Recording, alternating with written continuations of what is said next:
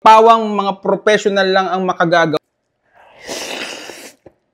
Magpakulo tayo ng tubig. Lagyan na natin ang mga noodles.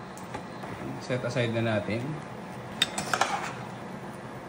Maglagay ng itlog. Maglagay ng green bell pepper, red bell pepper, sibuyas, bawang, ng spring onion. At lagay na natin yung mga seasoning. Kasi ito yung toyo at saka yung chili oil niya. Haluin natin ng haluin para maghalo-halo. Haluin natin ang pansit canton. Init. Natin, mainit pala. Yan, kalahati lang muna. At haluin natin. Buti. Pag na-mix na siya, prituin na natin. Magpainit tayo ng mantika. Yan, prituin na natin. Papan muna natin para maluto ng gusto. So yun guys, medyo mahirap tong lutuin ito. Pawang professional lang ang nakakagawa po nito. Kaya sundan nyo lang yung step ko. Yan o, kailangan talaga siyang ma-form ng bilog. Yan. So yun, dalawa na po kami ni Daddy talagang nagtutulungan na dito para lang maayos ang aming luto. Lagyan na natin ng cheese. Lagyan na natin ng hotdog. At yan, ipip-flip na. Yan. Pawang professional lang po ang nakakagawa nito. Yan. Patingin harap. Yan. Yan, hanguin na natin. Dahan-dahan. Dapat dalawang sansi ang gamit. Para siguradong yeah. Yun. Yan o. So, tatlo na nga kami nagtulungan. Tatlo na. Oh, kailangan professional lang talaga nakakagawa nito. Lagyan na natin ng QP. At lagyan na natin ng hot sauce kung gusto niyo ng medyo maanghang. At lagyan din natin ng spring onion pampa-garnish. At ayan na, titikman na natin tong hindi trending, hindi sikat, pero napakasarap na kanto millet. Ayan o, tingnan nyo naman. Perfectly texturer. Ito ay pawang mga professional lang ang makagagawa nito. Tatlo na kaming nagtulong-tulungan dito para maging ganito to eh. Kasi yung una namin nagawa, tingnan nyo. Ayan, ganyan na yung naging itsura. Ang hirap. So, pag gumawa pala kayo, huwag masyadong madami yung pansit canton. Dapat mas marami yung itlog. At saka dapat yung mainang apoy lang para hindi siya magkaganito. At higit sa lahat, makinig sa asawa. Ayan. So, siyempre, sasabayan pa rin natin yan ng Grain Smart Rice Coffee, ang kapeng gawa sa bigas. So, low in calorie, decaffeinated at siksik sa mga natural na bitamina. Tulad ng barley, it enhanced digestion, maganda sa puso. Yung okralin, meron siyang natural fat binder. Tapos itong moringa, packed with antioxidant at marami at mayaman sa bitamina. Ayan. So, sa mga gustong makapagkape at may magandang benepisyo, ito lang yung kape na nakapagpapahaba ng buhay. Grain Smart Rice Coffee, ang kapeng gawa sa bigas. So, mabibili lang to sa black apps, blue apps, at saka sa orange apps. Message kayo sa page ko kasi naka-auto-reply na to yung link para mabili kayo. Bago tayo kumain, pray muna tayo. Salamat po sa mga biyaya ito. Pakibas-basan po sa pangalan po ni Jesus. Amen. Yan, I'm so excited. This, tingnan natin to. Alauna, alas 2, alas 3. Yun. Yan. Sarap. Hindi siya masyadong nag-melt yung melts niya, yung tag dito. Cheese niya. Yan. Sarap.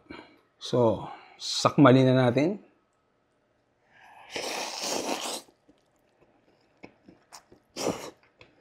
Oh. Sarap.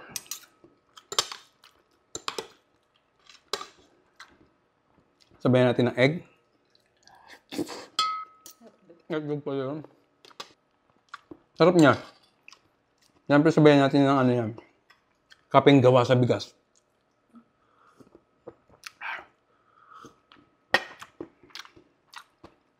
So malalasama yung mga nilagay mong tawag dito. Green bell pepper, red bell pepper, tapos yung sibuyas. Buhay na buhay pa.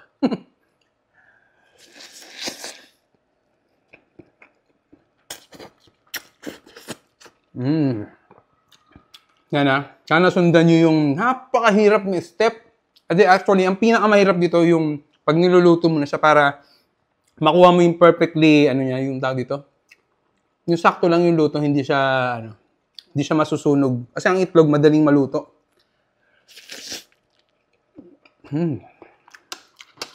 Sakmulin na nga natin, mga kasakmol.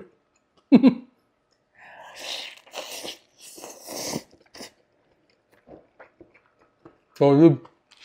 Parang complete meal na to eh. Kasi yung may itlog, may gulay, tapos may carbs. Diba? Tapos may kape pang pampahaba ng buhay. Grain Smart Rice Coffee lang yan.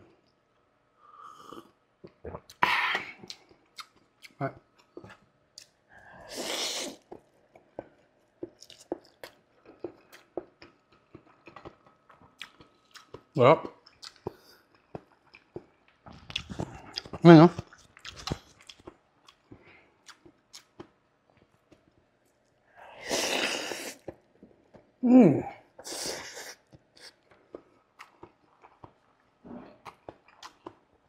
Solid, no?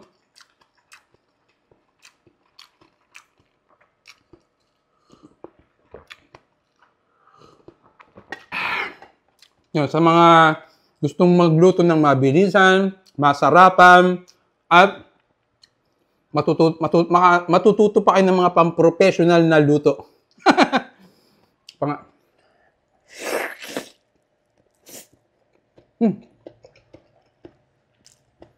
Kanina pa pala ako kumakagat. Hindi ko pa tinatamaan yung hotdog.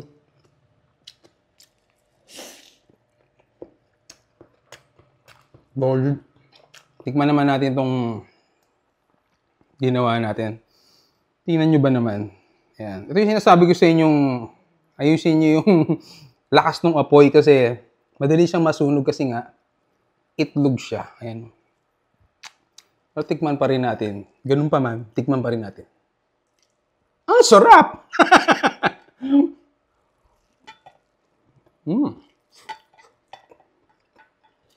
May added flavor. Added flavor para sa may pagka smoky charcoal, parang ganun. Sarap. Kaya sa mga gustong makatikim nito, black apps, blue apps, orange app, o kaya mag-message po kayo sa aking page. Yan. So, auto-reply na po yung link nito. So, paano? Kakain na raw yung misis ko. Alam, pawang mga professional lang ang makagagawa. Magpakulo tayo ng tubig. Lagyan na natin ang mga noodles. Set aside na natin. Maglagay ng itlog. Maglagay ng green bell pepper, red bell pepper, sibuyas, bawang, ng spring onion. At lagay na natin yung mga seasoning. Kasi ito yung toyo at saka yung chili oil niya. Haluin natin ng haluin para maghalo-halo. Haluin natin ang pansit canton. Init. Natin, mainit pala. Yan, kalahati lang muna. Haluin natin. Buti. Pag na-mix na siya, prituin na natin. Magpainit tayo ng mantika. Yan, prituin na natin. Papan muna natin para maluto ng gusto. So yun guys, medyo mahirap tong lutuin ito. Pawang professional lang ang nakakagawa po nito. Kaya sundan nyo lang yung step to. Yan o, kailangan talaga siyang ma-form ng bilog. Yan. So yun, dalawa na po kami ni Daddy talagang nagtutulungan na dito para lang maayos ang aming luto. Lagyan na natin ng cheese. Lagyan na natin ng hotdog. At yan, ipiflip na. Yan. Pawang professional lang po ang nakakagawa nito. Patingin harap. Yan. Yan, hanguin na natin. Dahan-dahan. Dapat dalawang sansi ang gamit. Para siguradong, yeah. Yun. Yan o. So, tatlo na nga kami nagtulungan.